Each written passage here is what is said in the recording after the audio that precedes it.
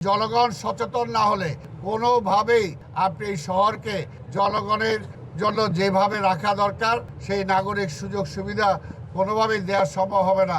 অনেক সময় আমাদের কোথাও যদি কোনো ব্যর্থতা থাকে সেটাও আপনারা তুলে ধরবেন, আমরা ওয়েলকাম করি।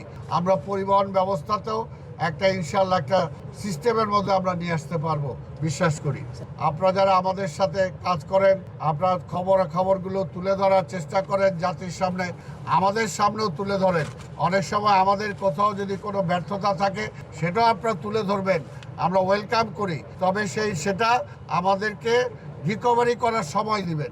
যদি কোথাও কোনো আবর্জনা থাকে, কোথাও কোনো খারাপ কিছু থাকে আমাদের দৃষ্টিতে আনবেন, ইনশাল্লাহ আমরা ঘন্টা 2-3 মধ্যে সেই সমস্যাটা সমাধান করার চেষ্টা করব।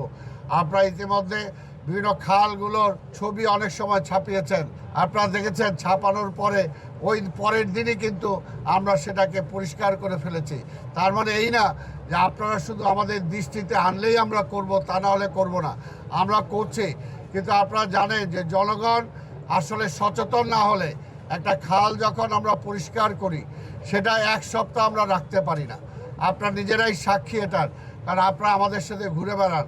কাজেই জনগণ সচেতন না হলে কোনোভাবেই আপনি এই শহরকে জনগণের জন্য যেভাবে রাখা দরকার সেই নাগরিক সুযোগ সুবিধা কোনোভাবেই দেওয়া সম্ভব হবে না নাগরিক সচেতনতা ছাড়া।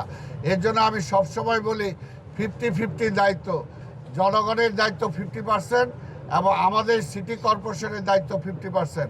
আমরা 50% করার জন্য চেষ্টা করছি। কোথাও যদি কোনো গাফিলতি থাকে তাহলে আপনারা আমাদের চোখে আঙুল দিয়ে দেখিয়ে দেবেন, আমরা সেটা সমাধান করার চেষ্টা করব। ঠিক তেমনিভাবে জনগণেরও যদি কোথাও কোনো ব্যত্যয় ঘটে আমরা আশা করব জনগণকেও সচেতন করার জন্য আপনারা সেইভাবে সেটাকে তুলে ধরবেন।